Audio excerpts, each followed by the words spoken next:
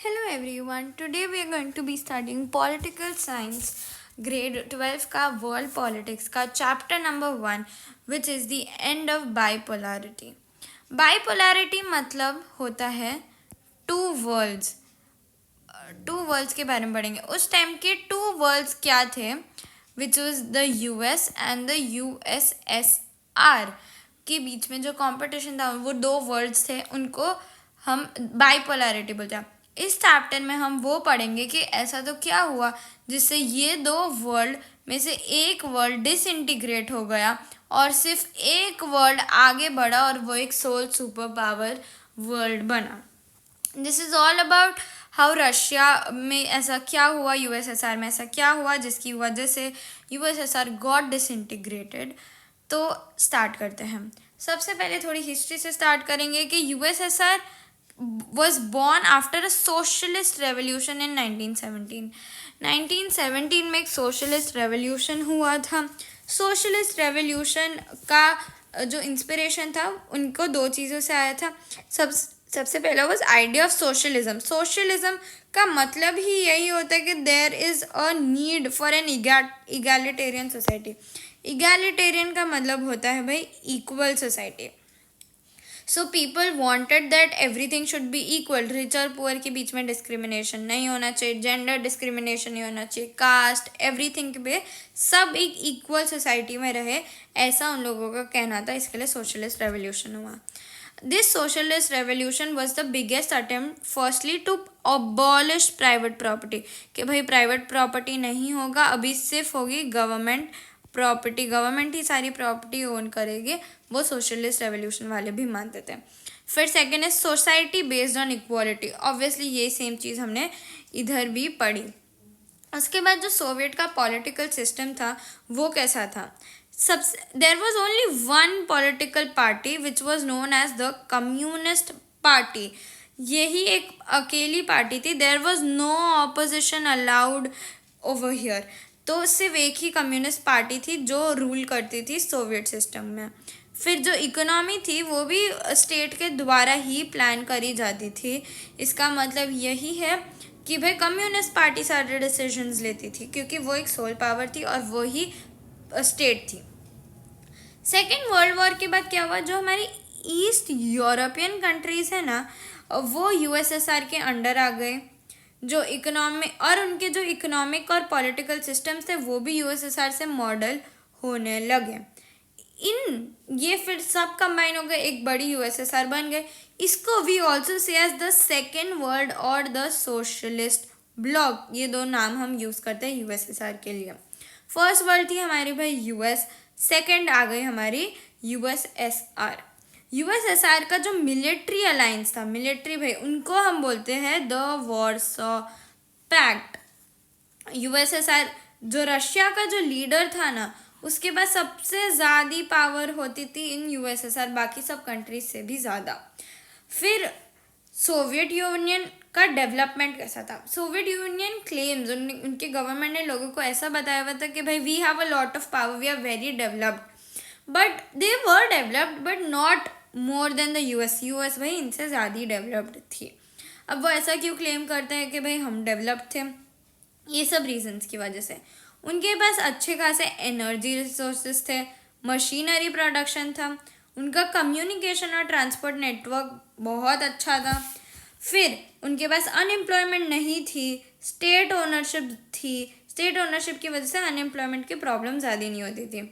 एक minimum standard of living हमेशा maintain होता था because there were government subsidies.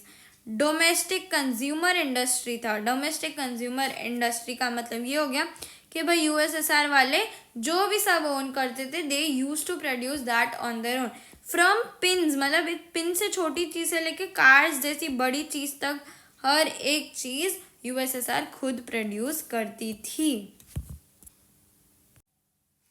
तो अभी हम लोगों ने पढ़ा कि उधर क्या क्या अच्छा था, क्या डेवलपमेंट्स थे वो सब.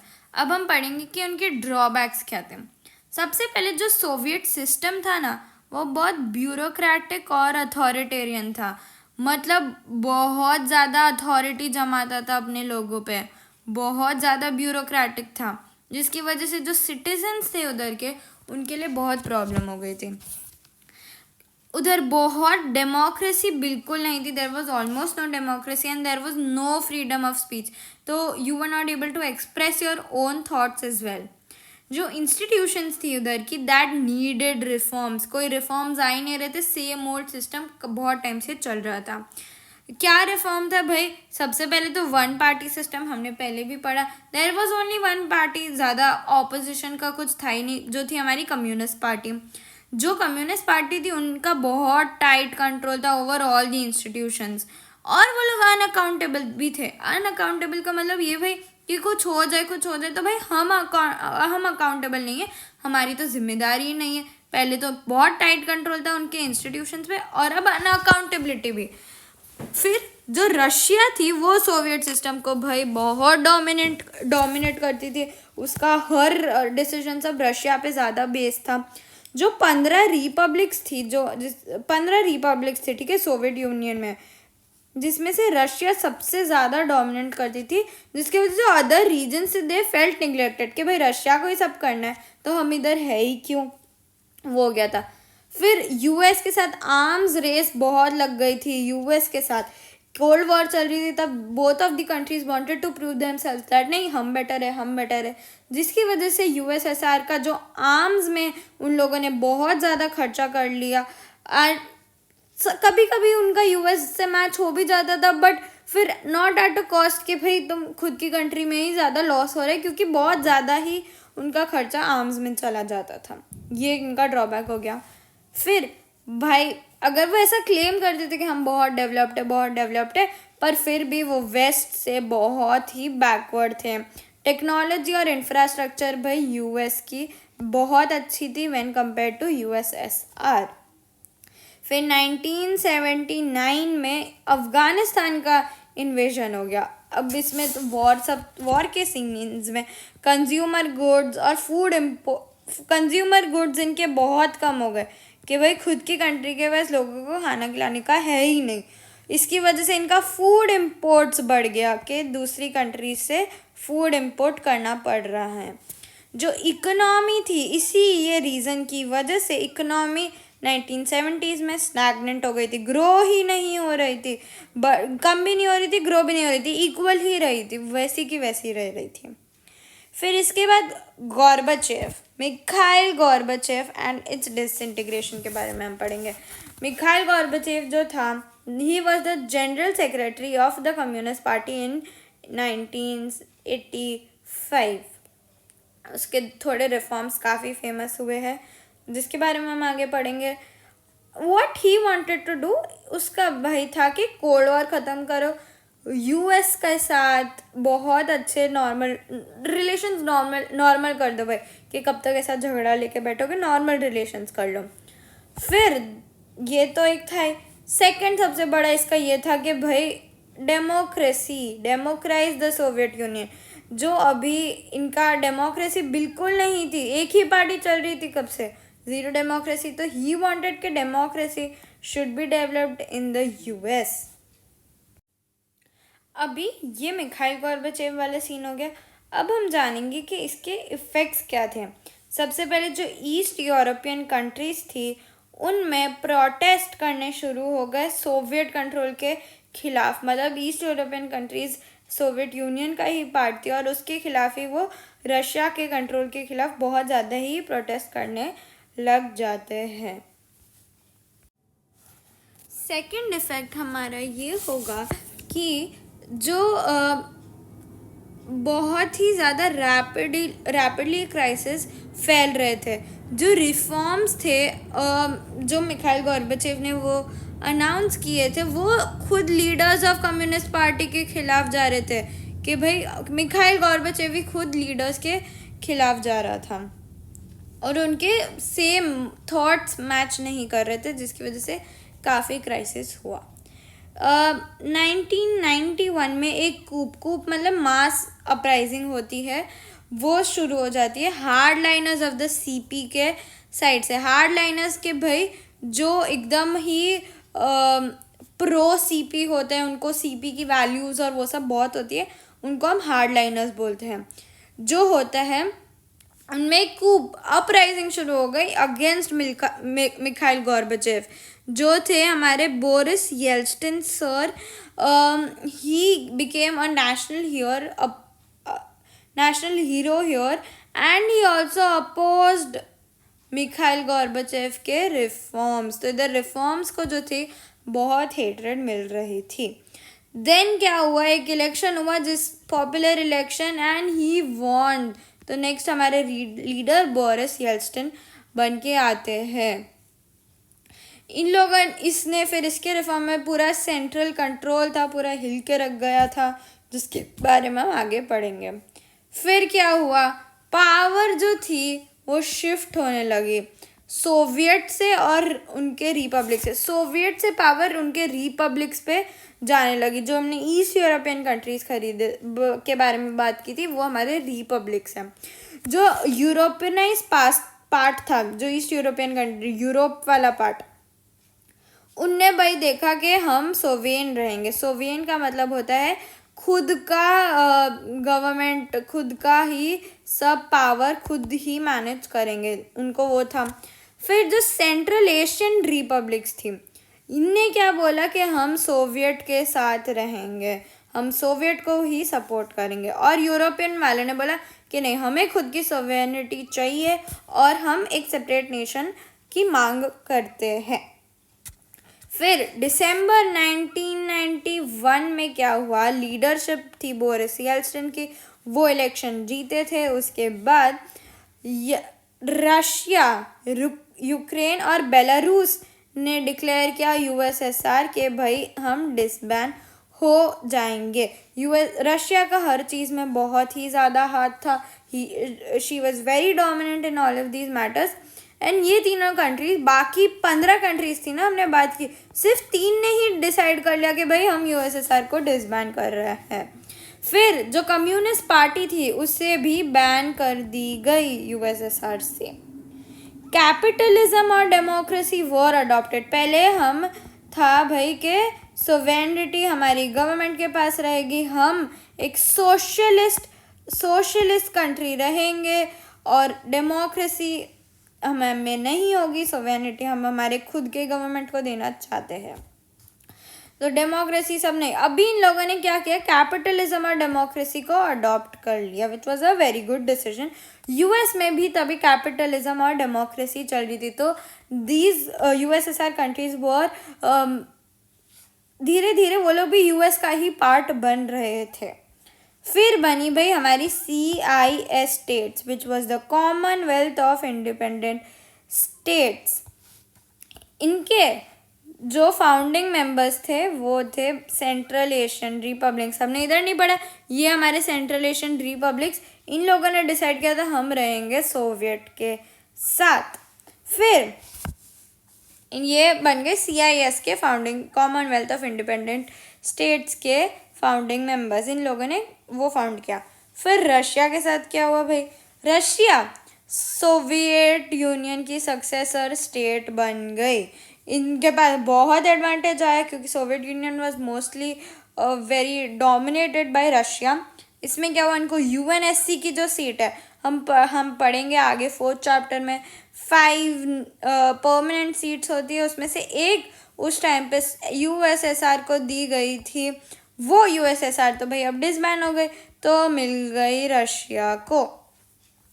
सारी सोवियत यूनियन की ट्रीटीज और कमिटीज थी वो भी अब रशिया हैंडल करेगी. रशिया के पास न्यूक्लियर पावर भी थी और न्यूक्लियर डिसआर्मामेंट मेजर्स भी रशिया ने लिए थे. अभी हमने इफेक्ट्स पढ़े, अब हम जानेंगे कि ऐसा तो क्या हुआ कि सडनली डिसइंटीग्रेटेड. हमने अभी तक कुछ रिफॉर्म्स और सबके बारे में पढ़ा नहीं है, जिसके बारे में हम इस टॉपिक में पढ़ेंगे. Why did it disintegrate. सबसे पहले सोवियत यूनियन में बहुत ही ज़्यादा इंटरनल वीकनेसेस आ गए थे. जैसा हमने पढ़ा कि भाई खुद की कंट्री सपोर्ट नहीं कर रही थी, खुद के CP मेंबर्स के बीच में भी थोड़े क्राइसिस होने लगे थे. इसकी वजह से इंटरनल वीकनेसेस बहुत पड़ गई थी. फिर जो हमारी पॉलिटिकल और इकोनॉमिक इंस्टीट्यूशंस थी वो भी फेल हो गई. एस्पिरेशंस उनके मीट नहीं हुए.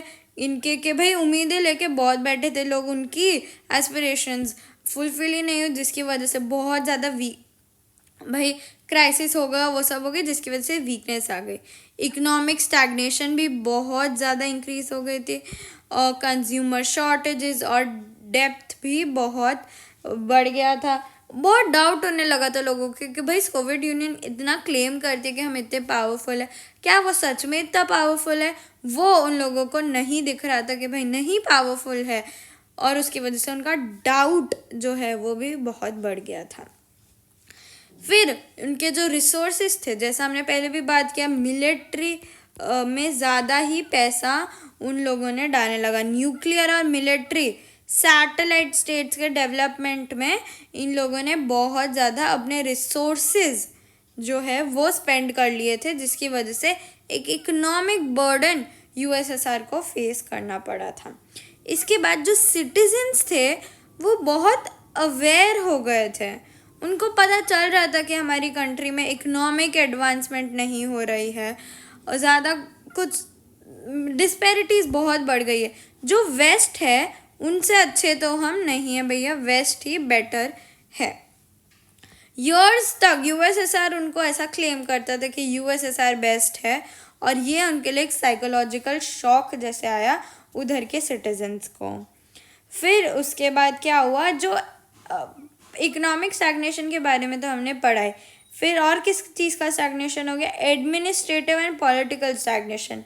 सीपी कम्युनिस्ट पार्टी जो 10 साल से यूएसएसआर में रूल कर रही थी, they yet had claimed no accountancy. ये चीज़ हम लोगों ने उसमें भी पढ़ी थी।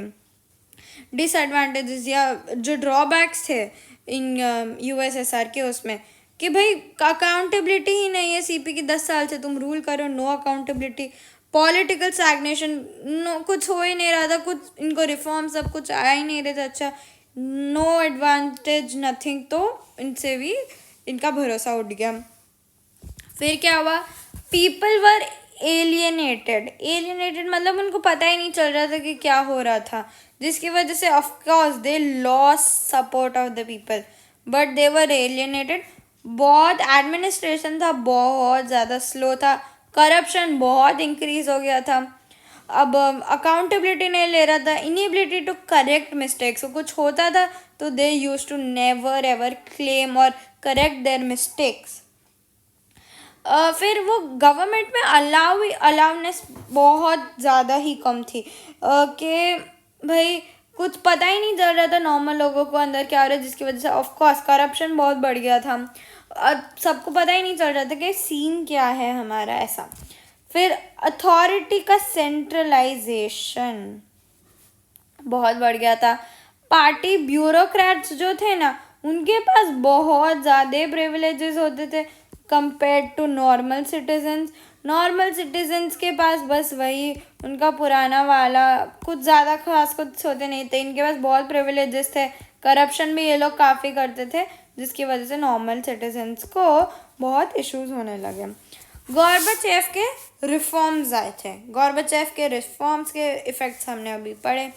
उसमें क्या हुआ, सम सेट के उसके जो रिफॉर्म्स थे बहुत स्लो थे, सब ने इम्पेशेंट होने लगे और फिर डिसअपॉइंट हो गए कि भाई अगर आप इतना अच्छा कुछ करने वाले, आप बहुत स्लो जा रहे हो, जल्दी करो, एंड इम्पेशेंट हो गए। फिर सीपी मेंबर्स जो थे, कम्युनिस्ट पार्टी के मेंबर्स, खुद की ही गॉर्बाचेव की पार्टी के members thought that he was moving too quick, कि भाई अभी तो हमारा सोशलिस्ट का पूरा है, आप कितना जल्दी कैसे कैपिटलिज्म, डेमोक्रेसी, ये सब पे आप कितना जल्दी मूव कैसे कर सकते हो, वैसा उनका कहना था। और उनको उसके रिफॉर्म्स पसंद नहीं है, टू स्लो बोलने वाले लोगों को भी उनके रिफॉर्म्स पसंद नहीं है। फिर ये टग ऑफ वॉर होने लगी बिटवीन टू सून और टू फास्ट, जिसकी वजह से गॉर्बाचेव लॉस्ट ऑल हिज सपोर्ट, जिसकी वजह से बोरिस येल्टसिन जो थे हमारे, वो बोरिस येल्टसिन अगला इलेक्शन जीत जाते हैं और उनको ज़्यादा सीट्स मिल जाती है कंपेयर टू मिखाइल गॉर्बाचेव, एंड फिर ये रिफॉर्म्स कभी इम्प्लाई होते ही नहीं है। लोगों को फिर 7th पॉइंट आता है राइज इन नेशनलिज्म। लोगों को अपनी राइट्स के बारे में पता लगने लगा, उनको पता चला उनकी गवर्नमेंट कुछ हो कर नहीं रही है, तो उनने नेशनलिज्म राइज हुआ रिपब्लिक्स में। रशिया में नहीं हुआ राइज नेशनलिज्म में, रिपब्लिक्स में जो होने लगा, जो बाल्टिक रीजन्स थे वो सब में उनको भाई अभी चाहिए थी सोवेनिटी, खुद का गवर्नमेंट, खुद रूल करने की ताकत उनको चाहिए थी, जिसकी वजह से Russia, Baltic republics, Ukraine, Georgia, ये सब कंट्रीज में भाई नेशनलिज्म जगने लगा। नाउ वी हैव कॉन्सिक्वेंसेस कि भाई ठीक है ख़त्म तो हो गया, पर उसका इफेक्ट क्या हुआ, उसके कॉन्सिक्वेंसेस क्या हुए। 3 मेन पार्ट्स में हम इसे पढ़ेंगे, है तो काफ़ी और, पर डिटेल में पढ़ने 3 मेन पार्ट्स में पढ़ेंगे। सबसे पहले ऑब्वियसली कोल्ड वॉर जो थी ना हमारी, वो यूएस और यूएसएसआर के बीच में थी। अब अगर यूएसएसआर ख़त्म हो गई तो यूएस बट ऑब्वियसली जीत जाती है और कोल्ड वॉर ख़त्म हो जाता है। इसमें क्या हुआ, तो इसकी वजह से एक आइडियोलॉजिकल डिस्प्यूट हो गया, क्योंकि पहले क्या था, सोशलिस्ट यूएसएसआर का, कैपिटलिस्ट यूएस का। अब फिर इसका अब कोई इशू बना ही नहीं, क्योंकि ऑब्वियसली यूएसएसआर हार गए। जो आर्म्स रेस थी, आर्म्स रेस भी ख़त्म हो गई, जिसमें रशिया ने अपनी बहुत सारी रिसोर्सेज वेस्ट की थी, वो भी एंड हो गए। पावर रिलेशंस थे ना, वो भी चेंज हो गए। इसमें क्या हुआ, देख अब ये कोल्ड वॉर ख़त्म हुआ, उसके बाद पावर चेंज हो गई, सबके रिलेशंस हर कंट्री के बदल गए। इसके बाद क्या हुआ, यूनिपोलर सिस्टम बनेगा कि मल्टीपोलर सिस्टम बनेगा। 2 ऐसी पॉसिबिलिटी आ गई, यूएस सुपर पावर बनेगा और यूनिपोलर सिस्टम बनेगा, कि एक मल्टी पावर सिस्टम होगा। दूसरी जो कंट्रीज हैं यूएस के अलावा, यूएसएसआर के अलावा, वो भी शायद आ जाए पावर में रशिया की कंपटीशन में। But we know what happened is that US became the super power, और कैपिटलिस्ट इकोनॉमी जो थी वो एक डोमिनेंट इकोनॉमिक सिस्टम और इंस्टीट्यूशन में बन जाती है कि सबको कैपिटलिस्ट इकोनॉमी ज़्यादा पसंद आने लगती है। फिर वर्ल्ड बैंक और IMF is international monetary funds, ये होते हैं हमारे पावरफुल एडवाइज़र बन जाते हैं यूएस के। फिर लिबरल डेमोक्रेसी को वो बोलते हैं दैट लिबरल डेमोक्रेसी हर एक पॉलिटिकल लाइफ में होना ही चाहिए, and that is the best way to organise a political life. तो हर एक कंट्री को थोड़ी लिबरल डेमोक्रेसी देनी ही चाहिए। फिर न्यू कंट्रीज इमर्ज जो होती है, यूएसएसआर ख़त्म हो गया, उसकी सब कंट्रीज अब हो गए हैं फ्री, तो अब इनने न्यू कंट्री बना ली। भाई सब कंट्रीज़ के अपने इंडिपेंडेंट एस्पिरेशंस थे। जो बाल्टिक रीजन्स और ईस्ट यूरोपियन कंट्रीज थे जो यूएसएसआर से फ्री होके आए थे, उनने ईयू नहीं तो फिर नेटो ज्वाइन कर लिया। ईयू हमारा है यूरोपियन यूनियन, जिसके बारे में हम नेक्स्ट चैप्टर में पढ़ेंगे।